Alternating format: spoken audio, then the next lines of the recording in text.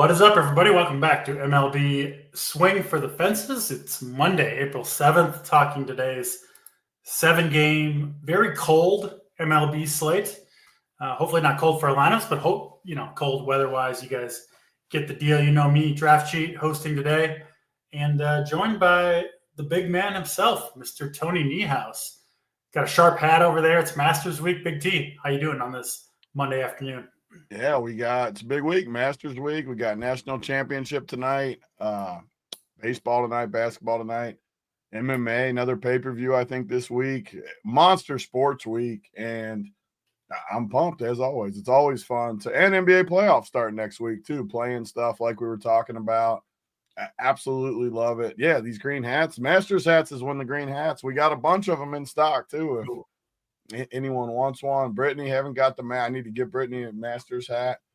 Yeah, it's going to be a fun week, starting with tonight, baseball and the championship game, which good contest for the championship game, too, which Stevie Boynton might be naked right now getting his teams ready. Actual prize pools for college hoops. You know, Boynton's excited. Long season of grinding for Boynton. So last game of the season for him. We'll give him the Boynton golf clap, right, from the famous GIF in our chat for the excellent season that Boynton delivered in the CBB streets. As always, no surprise there. He'll be after tonight, full-time MLB. Not that he's not putting the work in now, but good stuff. Who do you got in the championship? I won't even venture to give a pick because I can't name a player on either team. So tell the people who you got in the championship game tonight. I was sitting really good. We got in some big auctions, and I had Duke and freaking Auburn, and I was just in position to just win a ton of money. And they both lose in the last round, and now I'm going to probably end up losing. You know how it goes in fantasy and all games. You go from winning a lot to maybe even losing money now somehow, and it's been perfect run out, horrible semifinal, horrible choke from me for Duke. But tonight, the flip side is tonight's an awesome game again. Florida, Houston, obviously, and just awesome teams. So I think it's going to be a great game, even for people that don't love college hoops. Those games the other night were good, and tonight should be incredible. I like Florida, but, man, Houston just has that grit to them. I mean, they just won't die. So I'm on Florida, but my energy, my shaft level went down a lot after Duke went down the other night. Yeah, I got kicked in the shaft as well. I had from Boynton himself a 50-1 Johnny Broom ticket to win Player of the Year, which it was like back and forth with him and Cooper Flagg all year, and then Flagg went down with that injury. I think Broom, all he had to do was get to the whatever conference he's in, the final, and he choked in the semi, so didn't get it done. And that was the end of my college basketball season. So good luck to everybody. That was a good bet too. Like he was, as far as just strictly college this year too. Is he even going to be a pro? I watched him play a couple times. I'm like, I don't know. I don't see it with this guy. I think he'll be a pro, but his game. I can see what you mean. Like he's got more of like an old man type game where it's really good, but his feet look kind of slow. He's got good touch. I'm sure like a poor man's Taj Gibson or something. Not a lot of explosiveness. Taj Gibson, people make fun of him, but that dude played a long ass time in the NBA. He was pretty good. Yeah, and Broom might have made it 20 years ago too, but I'm not sure he's going to make it. His game is similar to that though. Like a lot of the same traits. Taj wasn't that good in college, but similar stuff. I think he'll be. I don't know. It's a good question. Yeah, G League legend. I could see that. I could also see Broom cleaning up overseas somewhere, bowling some. All these guys like that will click because it's college. Like it's more. I mean, Jimmer Fredette's probably still scoring 40 over. Yeah, exactly. Europe or China or something. Yeah, levels to this game for sure. Enough basketball talk for tonight. We got 7 baseball games to talk about. Certainly, the theme of this slate, Big T, is the cold weather. Everywhere that's not indoors, I think, is going to play in some frigid temperatures. We've got Yankees and Tigers literally playing in the snow right now. Most of these games are going to resemble that to some extent. But nevertheless, we'll go through them all and hopefully pick some winners by the time this show is over. We'll start in New York for the Mets and Miami. We've got Kodai Senga going for the Mets. He's been kind of all over the place in his Mets career. Came over with a lot of hype. obviously from overseas, and has had plenty of good outings, plenty of bad ones too. So not sure what to think about Sanga. I will say it does look like the ownership is trending in his direction. Sabres got him up near 40% right now, which I do totally understand in a matchup against Miami, but I do have my concerns about Sanga just as a chalk play in general on a slate that I do like pitching. And then Miami, I think they're going with is it Belozo still that's listed as a starter? It's going to be kind of a bullpen game, it looks like, for Miami against the Mets. Similar weather in this one that we'll see kind of throughout the slate, which is 42 degrees and winds blowing in what is already a pitcher's park. So you look at most of these totals, like there's some 5.5s out there, some 6.5s. It's going to be, a premium for scoring. Any home run, I think tonight has got a chance to get on the optimal. Big T, we'll throw it over to you for Miami and the New York Mets here. Yeah, I mean, I think you broke it down nicely with all these spots. You just go down the list, and it's like one spot's worse than the other. It's brutal. We were talking before the show, like how bad NBA is this time of year before the playoffs, and it gets great.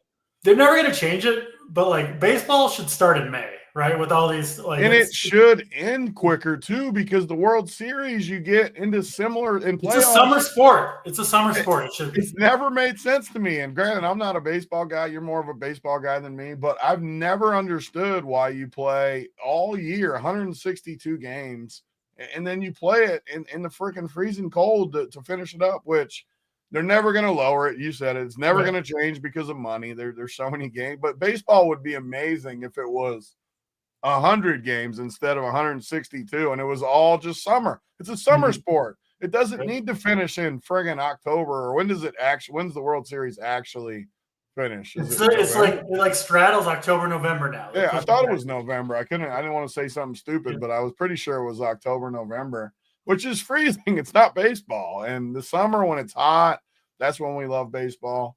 Look at these games tonight. I mean, you literally have 33 degrees, 40 degrees, 50. You got Arizona's like one of the only good, decent spots. Every other spot is freezing. So I don't know. But you broke down this game pretty much what I was thinking. Sanga, I don't know. It's just the upside factor to me that always sticks in my head with this. I mean, he went only 77 pitches the first game, but 8 Ks.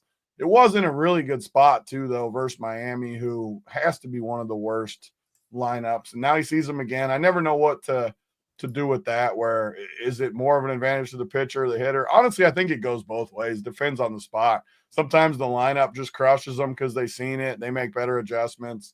Or sometimes the pitcher just knows how to get through that offense. I've referenced this a few times because it's a common question, and the data shows that it is like no difference in the aggregate. I think it's one of those things that I was going to say. You kind of go into it. It's like I can have in my head what I think, but I doubt that it's actually accurate. Yeah. Because you hear people say it, me included, where it's like, oh, I know it benefits the lineup. But is it actually true, or is it just what you're saying? Either side can make an adjustment. So it's like, Correct. But the flip side is this Miami line. I mean, look at this Miami line. We make jokes about like how I don't know guys. And that's from playing baseball every day for freaking 10 plus years. I played fantasy every day. I look at this lineup and I legit, like, making no jokes about it. I know I've played like three or four of these 9 guys in their whole lineup. And all of a sudden you get a pitcher's park, terrible hitting weather, wind blowing in a little bit. I mean, how do I not like Sanga a little bit? It's just one of those things. Maybe he gets wild, only goes 80 pitches again, walks some guys. Because I do think like I don't think Miami's going to score. Like I think they're going to score 1 or 2 runs. But does that mean Sanga's on the winner or not? Because we're going to see a lot of good pitching spots tonight. And I am struggling with it. Just I think he should be projected like the top pitcher, just with all of it and the upside. But I don't know if he's going to be my number one personally.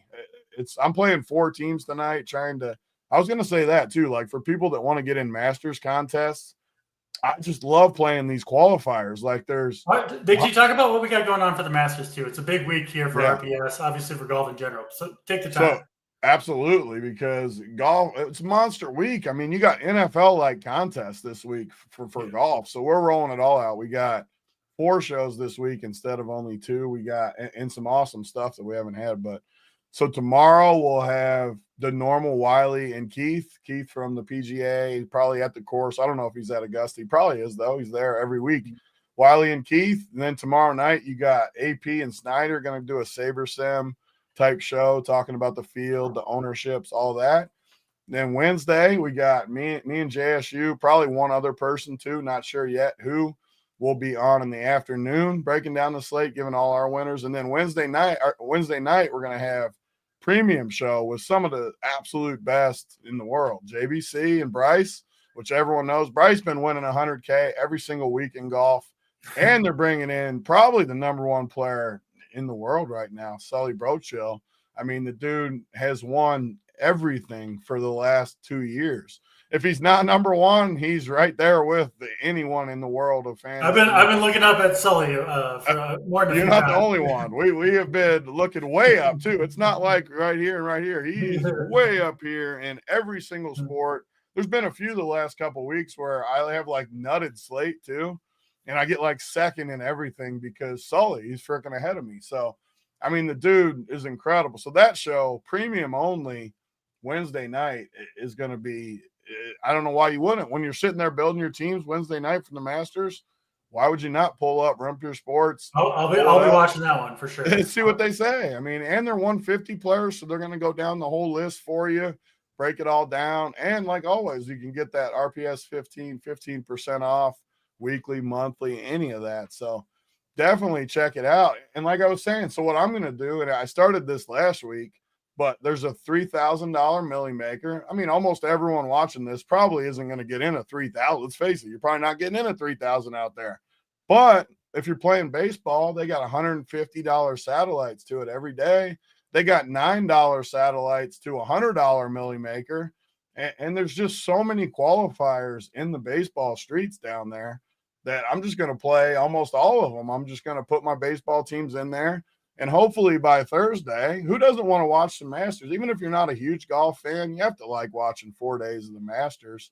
And maybe you get a couple extra entries. Maybe you get lucky and hit a 3K, and all of a sudden you got a $3,000 team this week for the Masters. You pull up Sully and JBC Bryce on Wednesday night. Look at the rest of our content, player pools, cores, everything up there. Who knows? Maybe you become a freaking Millie Maker just from the baseball streets to start with, and then you give RPS a chance, and you go even further. So I love it. I'm going to do it personally. Every day I'm going to play at least one $150 qualifier for that, plus all the $9. Like the 9 to get into 100. This is the K Fallick move. We've seen it forever. Our boy K Fallick. Play like $10, $99 things, so $90. As long as you hit one, you're still profiting to get a $100 Millie seat.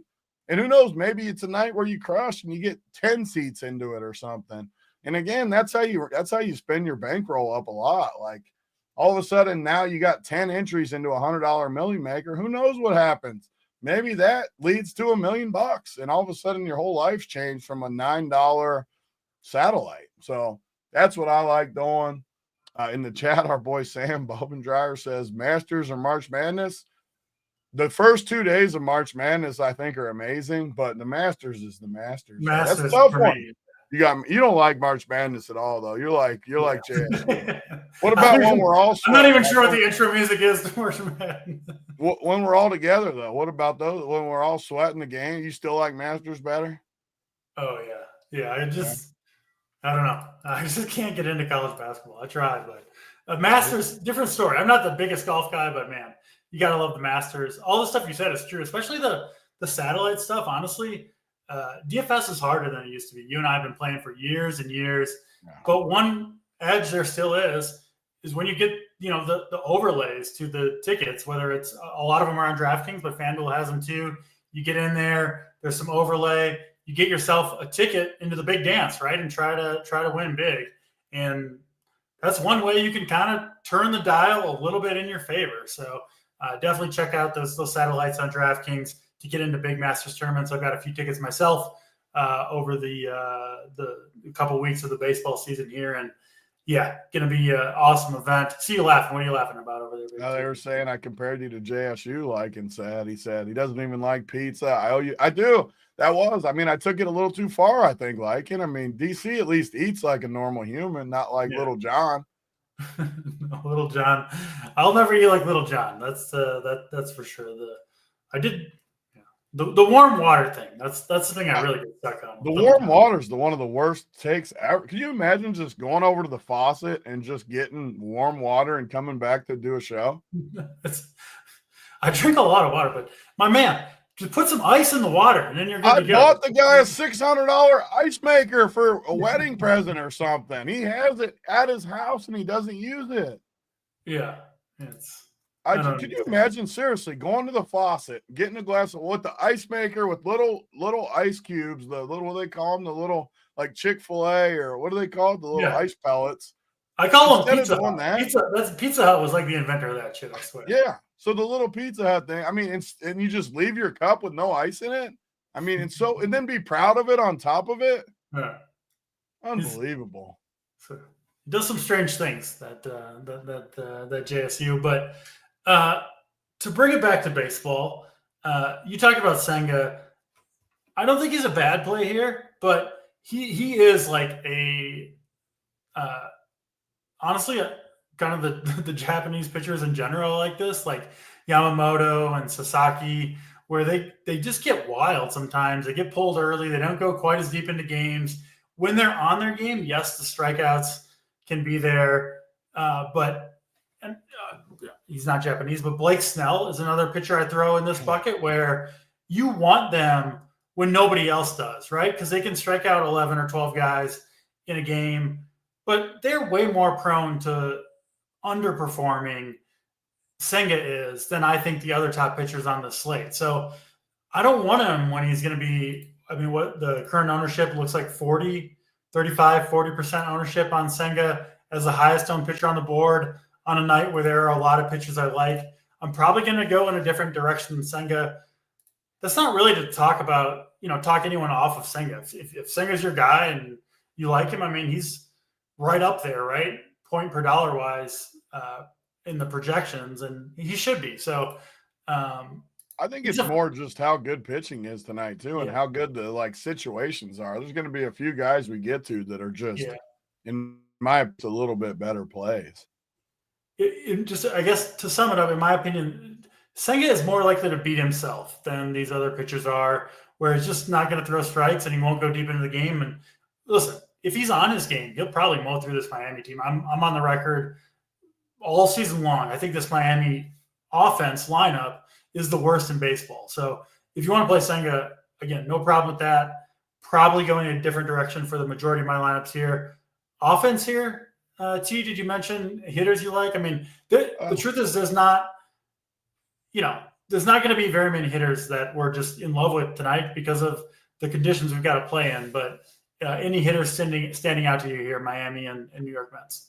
So it's a tough spot for me because everyone knows I like to kind of zone in on a few teams. I don't like to just play everyone, and I'm not playing 150 teams either. So only a couple teams. I hate targeting bullpen games. I've always said that. I know sometimes it looks appealing, but I should actually save a sheet of my weird rules that I have for baseball that I just have always done. I can make it for you. I know them from over there. You know a lot of my stuff too, because we've done enough shows now. But definitely, I hate targeting bullpen games. I don't love them. I know the Mets are a highly touted offense.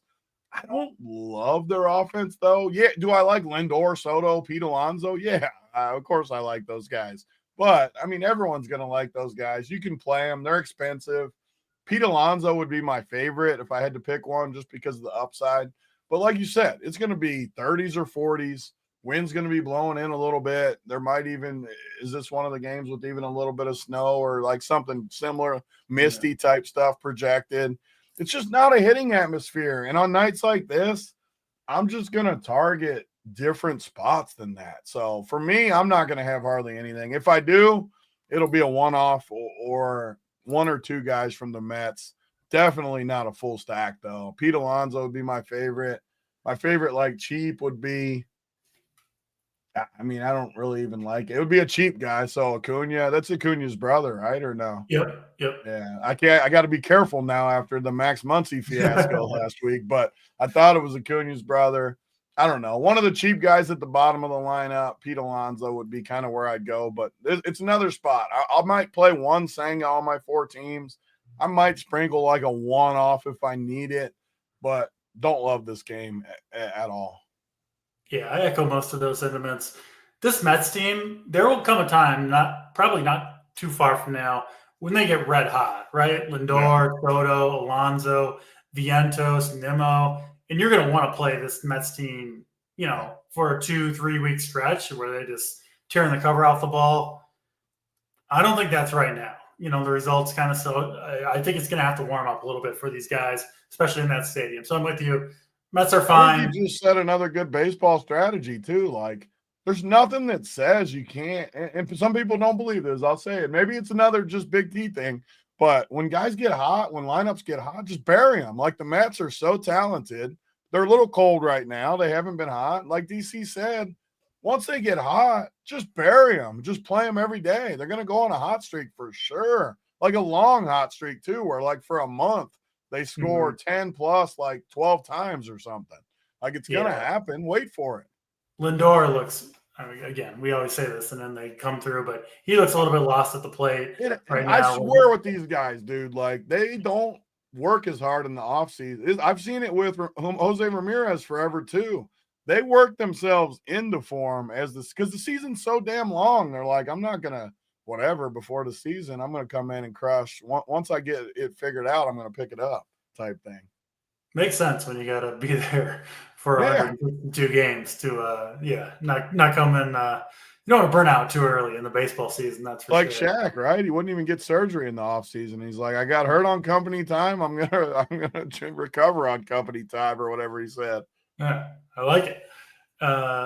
We're 25 minutes in. We're through one game, so we'll keep it moving here. Texas and the Chicago Cubs up next. Talking about frigid conditions, this game kind of seems like maybe it shouldn't be played.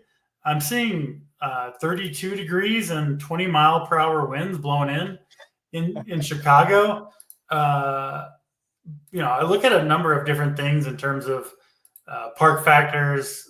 Everybody's got a little something different.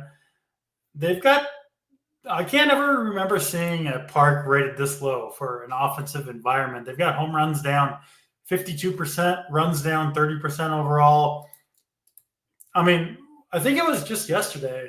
I think the Sunday game had similar weather, and it was like 6-5 in the second inning or something like that, which whenever the stacks go off in these 30-degree snow games, I'm never going to win. I never play them. I'm not going to play them tonight. I'm not playing the Cubs.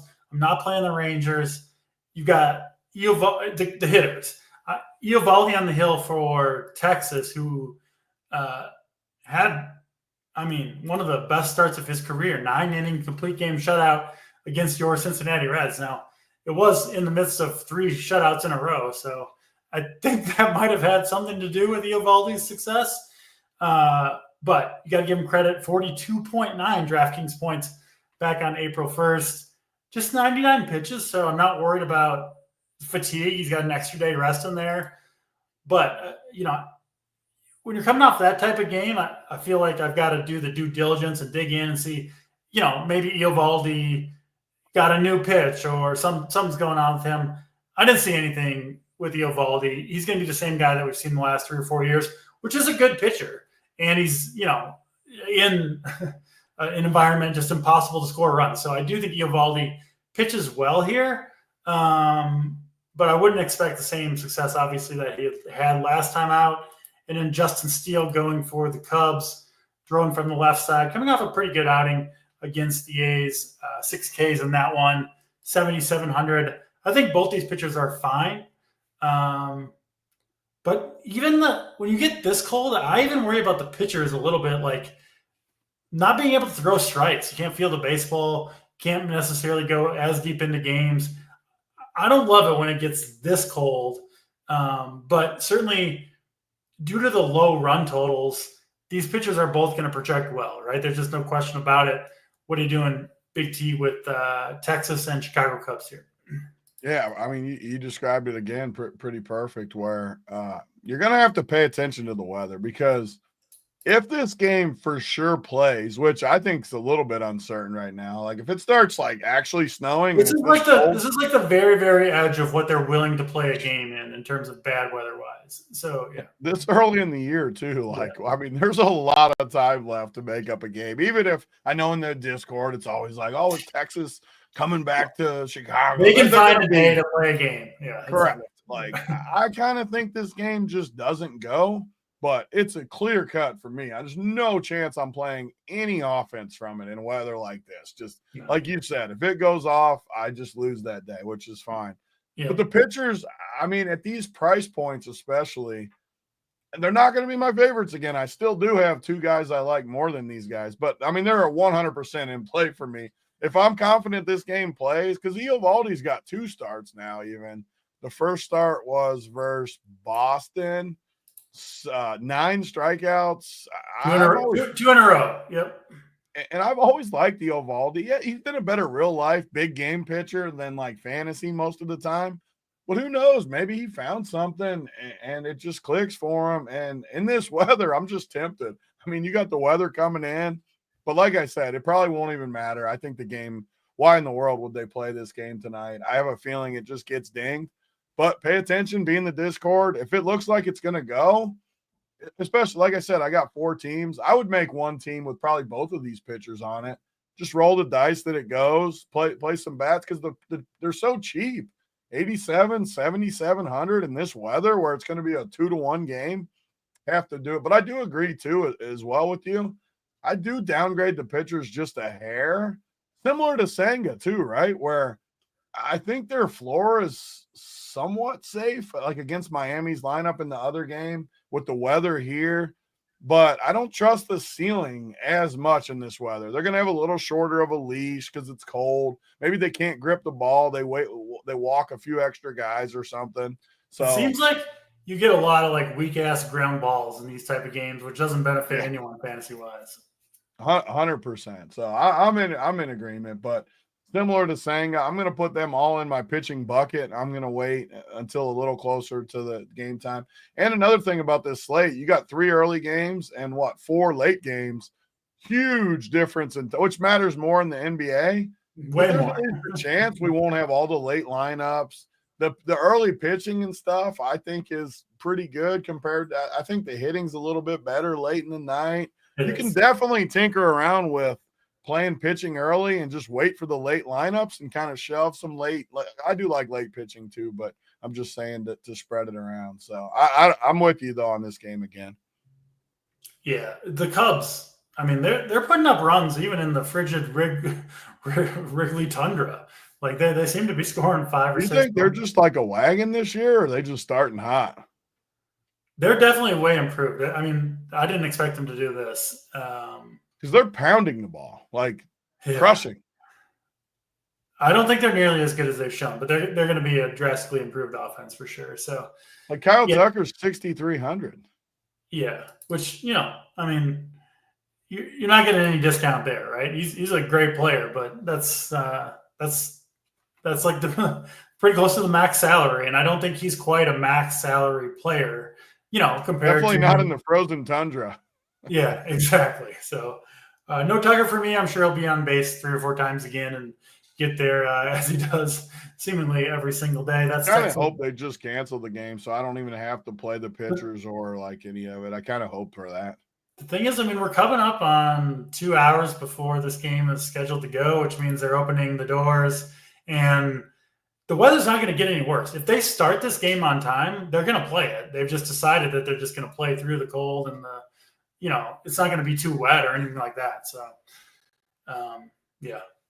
something to keep an eye on. I agree they should cancel it, but they're kind of just playing all these games in Wrigley right now. And, so what are you going to do if they play it? Do you still don't like these pitchers that much? At least there's some pitchers that I really like coming up. So, no, yeah, I'm looking at ownership right now. I mean, they've got We're playing how many teams? Like how many teams you playing when you're playing? three teams on, or I got 5 teams on DraftKings tonight. Yeah. So on none of the 5 you're playing these two guys, you got big balls. There's some good pitchers coming up. I probably I'm hoping I like the same guys because I like 2 guys a lot tonight. So let's see if it's the same 2. They're not bad plays at all. Nothing bad to say about them. I just have some guys that I'm kind of really excited to play. So probably not going to make it for me, but totally get it. Projection-wise, both pitchers certainly look pretty damn good. Minnesota and Kansas City Royals up next. Similar tune here, right? Weather-wise, just getting the update on Minnesota, Kansas City. Yeah, it's gonna be cold. Slightly better than the other ones, but yeah, it is. They're not like at risk of freezing to death on the field in this one. So it's still cold weather in a somewhat bad park, though. Yeah, 50 degrees, winds blowing in KC. It is a lot better weather-wise than the other games. Still far from ideal. 2 mediocre pitchers going here. Michael Lorenzen, veteran for the Royals, did look solid his first time out against Milwaukee, and then Simeon Woods Richardson for the Twins. Again, both these guys, pretty pedestrian arms. Woods Richardson, he did look a little bit improved in that first start, but still pretty mediocre performance against the White Sox. He is the cheapest starting pitcher on the board tonight, is Woods Richardson, which I think puts him in play, in a pretty ideal pitching environment at least.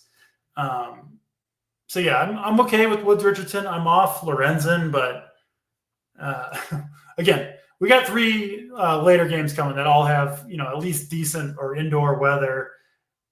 I'm fading these first 3 games for hitters, Big T. I just don't see who to play in these games. Not to say you can't play Bobby Witt, of course, but I'll go to the light games for my big bats. Woods Richardson, my favorite play in this game overall, but he's not on the short list of the pitchers for me I really want to get to. He just is my personal favorite. If I had to play a player in this game, it would be Woods Richardson. What are you doing with KC in Minnesota? So I finally have a little bit different of a take. It's just because I look at the whole slate, and I think these 2 pitchers have to be the 2 worst pitchers on the slate. Just eyeballing all. Well, besides Miami, obviously, I'm not talking about the Miami spot, but all the normal starters, I think they're the worst too. So I always give at least a little credit every slate, every baseball slate, to who can I target against the worst pitchers, especially on a slate like this, where even the later games where maybe I have a little more interest in the offense. I mean, look at all the pitchers. They're all at least somewhat capable of having good games. So again, I don't like the weather in this game. I really, and I'm glad you like Woods Richardson more, because Kansas City's a team outside of like Bobby Witt. I just can't do it with them. I hate the park. I hate the lineup. Every once in a while they go off, and we got to have AP's gift going all over the Discord where he's running over the field with the flag. But overall, if you just ignore Kansas City all year, I think you'll be better off than if you get in there and dabble with them. So at least for me, I think you got to take stands on teams in baseball too, at least for the way I play. You can't just literally play everyone all year. I just don't like KC. But Minnesota, looking at some of these guys, and I always have a Minnesota problem. They're the opposite of Kansas City for me. I just always like this lineup, and I don't like Byron Buxton when he's healthy. I just always like. I like him. He's just good. When he's in there, he'll get hurt again in like a week, and he'll be out a month like he always is. But when he's in there, I just freaking love him. And like to start the year, this Wallner, I've always liked him, splits guy. I love how he profiles against Lorenzen. Correa's even looked pretty good early. At the bottom, I always like Willie Castro, whatever about him. I just like him. So I know I have a Minnesota problem. I know the weather isn't great here, but I do think Lorenzen sucks a little bit. And I just like a few of these guys. Maybe it's more of a mini stack just because the weather does suck. That bad park. And we have some better, at least slightly better hitting environments coming up. So maybe put me in the min stack because I still hate Ty France. I don't like Bader against a righty. I don't like Vasquez ever. So I don't like the full lineup, but I do really like, I mean, Larnach's always hit righties good too. I don't know. I have a little interest in Minnesota. I bet I can talk you into at least one Minnesota. You're a Minnesota guy. I was going to say, I seem to have solved, at least temporarily, my Hey, Minnesota. you got off them finally? That's a smart move. I haven't played many Twins this year and haven't been tempted to. And probably stay that way. You'll probably be happy over the course of the year. I had to throw in temporarily there because I know the Twins are going to come back and give me at some point this year. But so far, at least, I've managed to avoid the mediocrity that is the Minnesota Twins. I don't know why I like some of their guys so much, though. Like, I've always liked Miranda, too, for some reason. I don't know why I like these guys. They haven't won me any money. No, me neither. In fact, quite the opposite with the Minnesota Twins. Yeah. Literally. And then they had even more guys I like. I've always liked Bader against lefties, and I'm just going to be so tempted to these guys at times. Yeah. I've been off of the Twins, and I'll stay off them tonight, even against the smart move. Yeah, I just don't see it with play freaking Woods Richardson on this slate, though. Like, too much good pitching. Yeah, I'm going to try to get away from him. There's a couple – sometimes you have a build where you just, like, need the savings and he's sitting right there. That I do agree with. That's a good point, though. When you have a build that's just literally perfect and all you got to do is punt one pitcher, roll the dice. That's where he's showing up. Hand-built lineups where I've got a 5-3 stack, with everything you want. Yeah. And he's sitting there at 6,300, so I have no problem. In cold weather, in this park. I support that. I like that. Just trying to get your, 15 fantasy points. And I've done that 1,000 times in the DFS where, like, you have to play just one – it doesn't have to be a pitcher. Just one guy that you're just like, how am I playing this guy? And then sometimes it works out, though. They're, like, low-owned and they crush for you and you win because of it. Exactly. And as the cheapest pitcher on the board in a pitcher's park with the weather, I mean, I have no problem at 6,300 using Woods Richardson if it gets me the lineup that I want to use. That's the 3 early games. Let's get to the West Coast games. We'll start in Arizona at 9:40 Eastern time. 2 good pitchers here. Battle of the Zacks, Zach Gallen, Zach Eflin going at it. Gallen coming off a masterful performance against the Yankees, of all teams, who have put up a lot of runs early on in the season, but he went into Yankee Stadium 6 2/3, 13 strikeouts, no walks, 43 DraftKings points in that one for Zach Gallen. I was nowhere near using him on that slate. Of course, kind of like the Eovaldi started. For me, that requires like some digging. Like, what happened in this start? Do we have something new with Zach Gallen, especially early on in the season? Another one where I was kind of disappointed to come up with, he's like a professor type of pitcher, right? His stuff isn't overpowering. He's got the goggles on. And I think it was just one of those starts where he put every pitch exactly where he wanted to. And, he mowed him down. So I'm not really expecting a different version of Gallen going forward, even coming off that great start, which has me pretty low on him against a good Orioles lineup. And I haven't actually looked this up recently. I know there's someone in the chat will do it. Look up the site that shows if the roof will be open or not. Because I think it might be in Arizona. It's going to be like 80 degrees. You would assume it's open for a night like this. Yeah, I think so. Otherwise, why do you even have the – Even if it's not, it's still a better atmosphere than everywhere else. Way better. Way better either way. So I guess that's the main point. But, I mean, even though we got two good pitchers going here, Gallen and Eflin, I still prefer offenses against these pitchers than, bad offenses against mediocre, worse pitchers, but in just like the worst possible hitting conditions. Give me the decent hitting conditions against better pitchers. So I like Arizona here. Again, I like Eflin as a pitcher, and I actually think he's a pretty good play at 6,900 too. One of those where I think you can play both sides. But I like this Arizona offense. Can do a ton of damage. We've seen them have that series with the Cubs. Seems like both teams were putting up double-digit runs every game. They get back into their home stadium where they've done a lot of damage over the last few years. So I'm on the D-backs against Eflin. Don't mind some of Baltimore against Gallen, it would be that lefty power at the top. Henderson, Rushman, maybe an O'Hearn, Mullins that I would most look toward too. But yeah, I again respect to both these pitchers, but on a slate where there's just not that many good spots, I think this is an okay spot to go for some bats. What are you doing here, Big T? Baltimore, Arizona. I mean, again, I agree with a lot of what you're saying for sure. I mean, first of all, the two pitchers, Gallen's one of the tougher guys for me to deal with just because of what you said. He's such a good real life pitcher too, where I've never really played him that much DFS wise because he's just one of those guys that I don't feel like hits upside as much for his price. Yep. But he's damn good. So anytime he really gets it cooking, he can spin it on you and just take over. But I think this game is one of those games where I could go both directions too. It sounds like a cop out, but I'm definitely 100% more on the batters like you, just because of the atmospheres. I mean, this could be a slate where only one offense on the whole slate scores runs. These are the slates I think stacking is better than any, and I'm a stacker.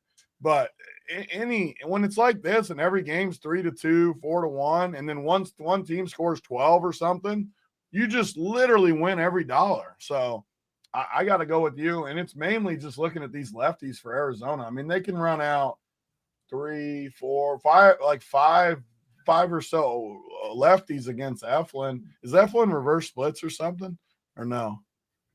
He throws from the right side. I was just wondering if something in my head was making me think it was reverse splits, but either way. He's a little bit, yeah, he was hit by righties a little bit harder. And it was just it was stuck in my head that, but either way, I still like this lineup. I mean, you had Josh Naylor too in Arizona lineup. I just like these guys. Arizona's going to be a team I just play all year, honestly. They run, they power, everything about them. And a night like this where you get one of the best atmospheres, if not the best atmosphere. The roof's going to be open. It's going to be 80 in Arizona, which is honestly cold for Arizona. So it's the Arizona equivalent of the rest of the slate, but still, great spot. Love it. And then Gallen, do I want to pick on him? Probably not. But again, it's just the atmosphere. I mean, look at these games you're going to. I just don't see any like standout spot with the hitters. So I'm going to be on Baltimore too a little bit against Gallen off that game. What did he do the first game? He struggled, right? Let me go on DraftKings where we got these box scores now, which we didn't have and we were complaining about. So Gallen, first game, the Cubs beat him up 4 runs. He went 80 pitches, only 4 strikeouts. And they scored 10 runs against the Cubs that day. So I like this game for offense. I'm with you. And the way I like pitching, I will be off the pitchers the more I think about it. There's enough other pitchers on the slate. I don't have to go to it. Gallen, I just don't see it. Both lineups are tough. So I'm with you. I'm with you fully. All the hitters here. Some of the like guys that fully stick out for me too are Pavin Smith. I know he's like a random guy, but he's been getting more time this year up top in the lineup. I don't feel like he's crazy high owned ever. I like him and Josh Naylor. I mean, Arizona's just a team I love. So I'm with you. No objections from me here. Yeah, just a few notes. One reason the Twins have screwed us over the last few years so often is because they refuse to steal bases. I think when I was looking at the winners of GPPs over the offseason from the last season, there was a lot of stolen bases in the winning lineups. I think it's one of those things, along with home runs, that disproportionately get there more so than the 5 points you even get from a stolen base, because you already got to be on base to get there. They're correlated with each other. You get the double steals. The Twins never run. The Diamondbacks always run, especially the top of this lineup. I mean, Josh Naylor's freaking built like us, and he's got 3 stolen bases already on the year in the cleanup spot. He's like 300 pounds, as a 5'9" first baseman. So this team, the Diamondbacks, of course you got to get on base to run, but you got to get on base to win a tournament anyway. So I love these teams that are willing to be aggressive on the base paths. The Diamondbacks, undoubtedly one of them, willing to absolutely take off. And then I do need to make just a note about Corbin Carroll, who looks like, I mean, he's priced like it, so you're not getting, a value, quote unquote, but he is smashing the ball early on in the season. The speed is there. He dealt 2/3 of last season. His numbers were way down. He was coming off a shoulder injury. And then you can look last season, August, September, it clearly just felt better and his numbers went through the roof. And that's continued early on this season. Corbin Carroll, a guy you're going to want to play a lot of for now and into the near future, going to absolutely crush while he's feeling healthy. Power, speed, he can do it all, hitting leadoff for the D-backs. So I'm in on the Diamondbacks, my favorite offense that we've talked about so far tonight. I don't know stuff like this, but Steve said Smith matches up with Eflin's pitches. That makes me feel even better about him because I like Pavin a lot in this spot. Yeah. D-backs are just they're a team that I think is going to end up on a disproportionate amount of winners this season, even compared to the relatively high projections that they're bringing to the table most nights. Let's get to Houston. I think you brought up a great point about the speed, though. On slates where there's not going to be as much power, at least I assume not as much power this time of year, the speed has to be worth even more. You got to overvalue. You have to overvalue speed on these slates. You just have to. Yeah, I mean, a 20 fantasy point performance from any hitter is pretty likely to get there in the end. So, it's a hit, a steal, a run, and you got the poor man's home run there. You're looking at 12, 14 DraftKings points, just like that. Houston Astros, Seattle Mariners up next. Two pitchers that I'm very interested in here, as is typically the case in Seattle. Logan Gilbert, Hayden Wesneski going, two right-handers. Gilbert in Seattle is just about as sure as thing as there gets, right? You're looking at, it seems like a 20 fantasy point floor out of Gilbert, which honestly might not be enough tonight, but the ceiling is there as well. So love Logan Gilbert. He is the highest priced pitcher on the board, but I think worth it. And then Wesneski, acquired by the Astros, I think from the Cubs, looked solid in his first start, 6 strikeouts against the Giants, 88 pitches. So he should be good to go in terms of duration. And this Seattle lineup, man, just strikeouts up and down the lineup, especially for right-handed pitchers. Wesneski coming in at 7,500. Again, this one will be played indoors, so I guess it's not like a perfect pitching environment in comparison to the rest of the slate, but you still do love it for pitchers. And I like both these guys, Gilbert and Wesneski. What about you, Big T? What do you do in Houston and Seattle? Yeah, I know it's boring when we just agree on most of the slate, but first of all, Logan Gilbert has to be my favorite pitcher of the night. Well, actually, maybe my second favorite because I still do like one guy a lot. Two guys, though. We got to be on the same guy. For sure we're going to be on the same guy for number one because it's pretty. Well, at least in my mind, it's pretty clear. A couple guys actually. The pitching's amazing on the slate, but Logan Gilbert is right there with anyone. I mean, Houston's lineup isn't what it once was. They still got good bats, but like Christian Walker, I don't fear him near as much against a guy like Gilbert than other matchups. Altuve's getting older. Jordan obviously is awesome, but he started a little slow himself. I just, in this park, I mean, you're going to get the best park already for pitchers with some conditions, some cold weather. I mean, I couldn't even imagine playing offense in these spots outside of a one-off or something. And then Wesneski, like, I agree. Like, it's a good spot. Seattle, who are you scared of? Some of the guys at the top are good bats, but I always laugh when I see J.P. Crawford up top probably and some of these guys. I just hate Seattle. I hate their park. Totally squarely on the pitchers with you. And again, we talk about it a lot on these RPS baseball shows, but I think you can use it to your advantage and play both pitchers in the same game a decent amount where you just play both of these guys and hope it's a super, super low. What is it? Awkward moment when there's a roofed-in stadium? What's that mean? Yeah, I don't know. Apparently maybe I shouldn't admit this, but apparently they play it's still outdoors, but just the roof for the precipitation, which makes sense. But all the better. Give me the I don't even know. I still don't know. So what, do we say it wrong or what? I don't understand what. No, we're good. I think. The park sucks. I don't care. Maybe if there's the roof open or closed, whatever it is. The roof. I've been to the stadium. I've been there. It was an open roof when I was there. Does it close? It's regardless, it's a great. Either great way, game. the park sucks. Like whatever that the park sucks. Great place to pitch. I'm curious now though what we said wrong. I don't know. Yeah. I've been there. I've been to the stadium. I don't know. Either way, I like the pitchers. I'm with you. I don't even see a bat I would play. Yeah, I mean, even guys like Julio Rodriguez, like it's not like that bad of a matchup for Wisniewski. I mean, we're talking like a 25% K rate. Like and that's their best guy. So it's an awesome spot for Wisniewski. I don't mind pairing Gilbert and Wisniewski and two of my favorite pitchers there, along with one of the pitchers in the next game.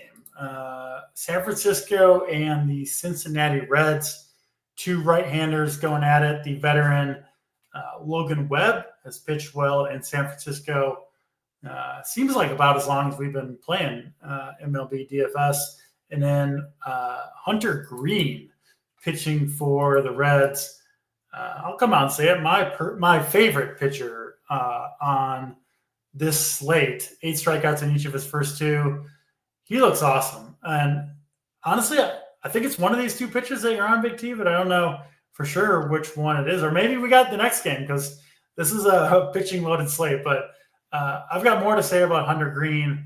We'll get there. I'll throw it to you first. Is that your guy? You're riding with me on the hometown Reds with Mr. Green. 100%. Opening day, I was on Hunter Green. As I was hoping this was going to be the year he takes the next step. He was awesome in spring training. It looks like it. And living in Cincinnati, they've been talking him up big time. This is what scares me because always when I get high on him, Green blow up spot. I think that was supposed to mean, or whatever. I just think he's been ready for this. He got hurt last year when he was rolling. He's just got such nasty stuff. And now you go to a park like this versus San Francisco, who's going to strike out plenty. I love it. And then the other side, Logan Webb's more of a good real-life pitcher, but this Cincinnati lineup's been terrible. So it's yet another spot. I know when we're going spot by spot, it doesn't feel like we're on that much, but that's how I play baseball. Like, there's a lot of pitchers I like tonight. There's not a lot of hitting spots we like. So I'm just going to mix and match the pitchers a little bit and then just load up on a few offensive spots. Maybe we jam a one-off too. I like doing that on these slates where if you're playing 3 or 5 teams, 4 teams, you just play like 1 or 2 one-offs on all your teams and then a couple different stacks type thing, mix your pitchers. That's the type of stuff I like to do. But, man, this game, how could you like hitters in this park against these 2 pitchers? So I can't see it. So, for me, Hunter Green's my number 1 pitcher too. Absolutely love it. I don't know if I'll play that much Logan Webb just because of upside, but I think he's going to shut down the Reds. I think he'll have a good start. I just don't know if I'll play him over Logan Gilbert or Wisniewski or some of these other guys that we were talking about. Yeah, agree with most of that. Hunter Green, to me, I don't know if you noticed, it looks like he lost a lot of weight in the offseason. He looks good. Which, not that you need to be, in perfect physical shape to be a good pitcher, but to me, it's more like, okay, the dude is clearly taking himself seriously in the offseason, right? Making strides to improve. I mean, I couldn't believe when I first turned on the first game I watched him pitch on opening day, and he looked like a new human out there. Sure. He must have lost 30, 40 pounds, it looks like to me, with Hunter Green. And he's gained on all of his pitches. All of his pitches grade out better than they did in the past. The results have been there. You watch him pitch, and he seems to have a new level of confidence. And again, this is, anytime we're both just hyping up a pitcher to the moon like this, usually know how it ends, but I can't help it with Hunter Green. I think he's a pitcher to be on board with right now. My favorite pitcher, 7,900. I think he's too cheap.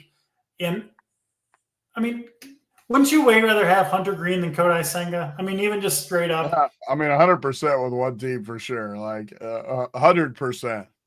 Yeah. Yeah, your Uncle T's here. He said he added weight in the sword. Yeah, he dropped it from the belly, added it to the sword. Wish that's what happened for me as well. But no, Hunter Green is the dude to play tonight, I think. I bet his strikeout ladder up to 11. He's throwing this dude's touching 100 miles per hour, 100 pitches into starts. I mean, he just looks incredible. So can't say enough good things about Hunter Green. And yeah, I just think he's too cheap. And he is my SP1 regardless of price. So he is a guy I'm rolling with over at FanDuel too. I think he should dominate here. Logan Webb, I have no problem with. We just got a Giants lineup too, which is nice this early in the day. And there's only 3 lefties. Oh, Patrick Bailey's a switch hitter, so 4 lefties in the whole lineup too, which makes it decent too for us. Nice thing about 400 green, or at least it should be, is Pete never said the torpedo bat in his holster. I like that on my side. That's good. I like that too. Nice thing about 100 green, I was gonna say, like when you got that good of a fastball and you're playing in that park, as opposed to Cincinnati, you can just attack, right? Like hit a fly ball and see if you can get over the wall in San Francisco as opposed to Cincinnati. I think Hunter Green should have a big game here. So love Green. Webb is fine. I will say Webb does allow a lot of stolen bases, and on a slate where we are kind of starved for offense, the Reds like to run, and I think they probably should and maybe will be off for the races. So Friedel, Ellie, of course, McLean if he's in there, even Fraley, Lux, and then the other guy, like if he's going to be 3K, Encarnacion Strand, I'm sure you've seen his power. I mean, this dude can hit at 500 feet. I'll take a chance on a 3% owned 3K first baseman who's got as much power as anybody, can hit it out of San Francisco or any park. No problem about it. So I do like Encarnacion Strand, Ellie, and Friedel are the 3 Reds that I'm looking at most closely. Let's get to the last game on the slate, San Diego and the Oakland A's. They're just call them Oakland as long as you freaking want to call them Oakland A's. What is their official city name? Do they? Oakland. Call them Oakland. Okay, Oakland. Oakland A's. San Diego. Call them the Athletics like Johnny. Yeah, in Sutter Health Park, which does look like it's going to be hitter-friendly overall. It's certainly played that way so far, and certainly compared to the rest of the slate, it looks like a pretty good place to hit tonight. So we get to another game, not another game, a game where I think we're both going to like offenses here. I think you got to like the Padres against Luis Severino and the A's bullpen. Padres, another team that they make a lot of contact. They like to get going on the base paths. They can put up a big score in a hurry. They've got enough power as well, of course. So love the Padres, and I like the A's here too. Big T, kind of like liking the D-backs and the Orioles, right? Yes, they do have to go up against a good pitcher, Michael King. I'm not saying he's a bad pitcher by any means, but I'll take the small park over, going up against a little bit better matchup. And the A's have put up runs in this park. Maybe they're happy to get out of Oakland and that just, cavernous Coliseum that they had to play in to this minor league park. And they've put up runs when they're there. Butler, Rooker, Soderstrom, Langoliers can hit home runs. I think this A's team has some upside against even a good pitcher like Michael King. What are you doing, Big T? A's and Padres here.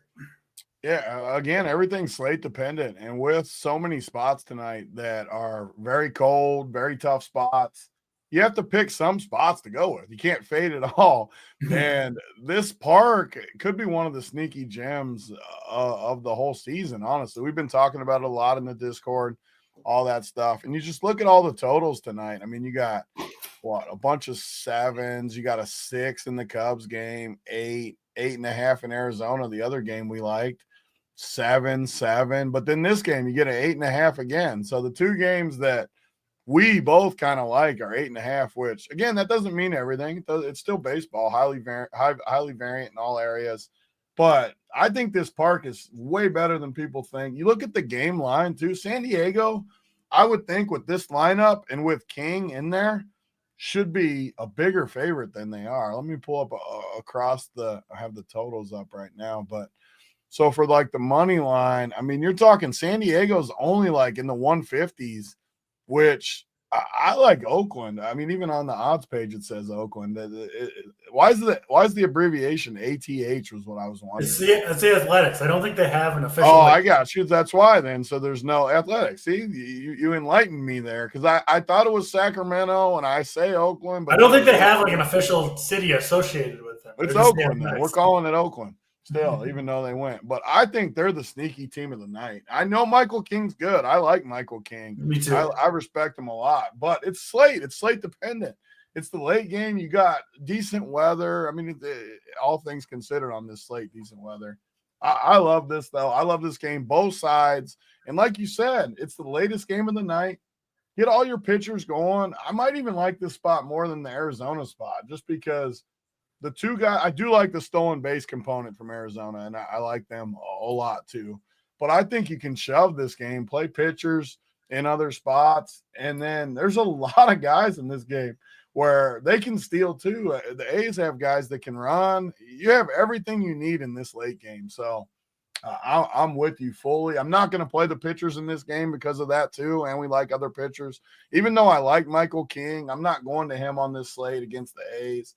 And honestly, in this park, I've never played the old Oakland Park. Almost every slate, at least for a while, I'm going to shove this slate until people start reacting a little bit more. These A's hitters, the guys you want anyway, have some of the best home run odds on the slate. Over on DraftKings, you've got Rooker at 450, Langoliers at 500, Soderstrom at 650, Butler at 550, Bleday at 650. There's a lot of, plus 1,000 or higher on the slate, given all the tough offensive parts that we got to play in. So this A's team, even against a good pitcher like Michael King, clearly the odds market thinks they've got a chance to do some damage with the sticks. Love the A's. And yeah, the Padres, I think, have as much upside as anybody against Severino. Again, not a terrible pitcher, but it's just the type of slate we have where there's no perfect offensive spots. There's no just absolute gas can and Coors Field, nothing like that on this slate. So we got to pick and choose a little bit, and we both agree this game in Sacramento looks like a good one for offense between the A's and the Padres. Big T, that brings us to the good stuff here at the end of the show. Question I've been asking: your favorite overall pitching pairing, take into account, context of the slate, ownership, upside, all that stuff. If you had to narrow it down to one lineup, what would your pitching pairing be, do you think, on DraftKings tonight? Yeah, my main team. I haven't made a team, so I'm not 100% sure the prices line up, but I have a feeling they'll be fine. Got to be Logan Gilbert and Hunter Green. And I'd rank Hunter Green number one. Like if I was on FanDuel or whatever, it'd be Hunter Green. I just think it's clearly, but I will say it's not like I'm playing 4 teams on DraftKings. It's not going to be a full shove spot for those two, even though I love both of them. Like I might play Hunter Green on 3 of my 4 or something. I might play Logan Gilbert on like 2. I am going to cycle some other guys around, but those are clearly, if I'm playing one team, those are clearly my 2 guys that I'm using. Yeah, Hunter Green number one for me. I think he's on every team I've made so far. Who's your 2 though? Are you different with me on number 2? So before I started building, I wanted it to be Logan Gilbert, but after building and seeing what fit with the stacks and all that, it ended up being Wisniewski. I ended up needing the 2K savings to get the stacks in there with the bats that I wanted. So Green and Wisniewski. I like Gilbert, and then I like going all the way down to the bottom too if you need a 4th option. I know I asked for 2, but Woods, Richardson down there at the bottom. Those 4 are kind of who I'm going to be leaning on tonight in my own lineups. Tough night for hitting, so I'll just ask for 2 stacks, Big T, your top 2 stacks of the night.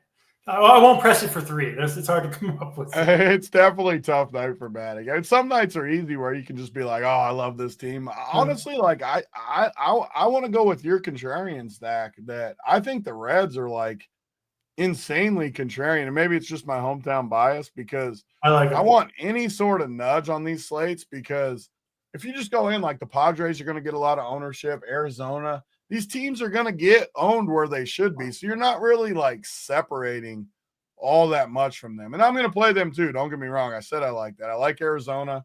I like the San Diego game. but I'm going to give two random ones for mine. The A's for sure are going to be one of my favorites, but you talked me into the Reds. I think it might be a hometown bias, but stolen bases. If I can build a team with the Reds and the D-backs where I can just pile in all those stolen base options, I love that. So you talked me into that. I was not planning on being on the Reds. They've been bad. Logan Webb's solid, but the stolen base component means a lot to me. So I'm going to do that. I like that call. Like the Reds there. Catcher for me, Langoliers is pretty clearly the best overall option at catcher. Catcher's a position too, where you're just kind of chasing that home run. So I like that. Did I ask you stacks? Did I talk about mine? I don't think I did. Favorite stacks, A's for me, and then you took the Reds, so I'll throw in the D-backs, A's and D-backs, and then it would be the Reds and Padres kind of filling out my top four. Finally, Big T home run call. Who's going yard? Give me one bat, sending one over the fence for the people. Let's go Tyler Soderstrom for me. Ooh, I like that call a lot. And we'll stick with the A's, and I will go with Mr. Brent Rooker, smashing in Oakland. I think he's got. Look at that price tag for us too. Just sitting there, there's peachy.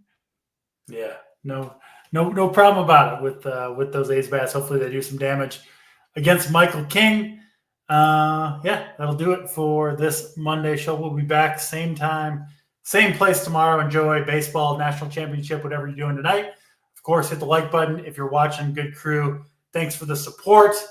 And that'll do it. For Big T, I'm DC. We're out of here.